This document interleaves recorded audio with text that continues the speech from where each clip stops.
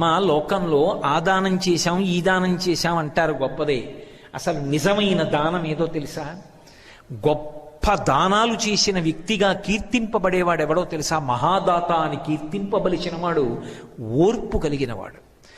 తాను కోపాన్ని పొందడానికి కావలసిన శక్తి ఉన్నవాడయ్యుండి అవతల వారిని ఇబ్బంది తన శాపము చేత పెట్టగలిగిన వాడయ్యుండి కూడా అలా చెయ్యకుండా నిగ్రహించుకుని ఓర్పుతో పావు కుబుసాన్ని విడిచిపెట్టినట్టు కోపాన్ని విడిచిపెట్టి నిలబడిన వాడున్నాడే, వాడమ్మా దాత. వాడు చేసిన దానం ఎవరు చెయ్యరు. ఎందుకని మీరు ఆలోచించండి.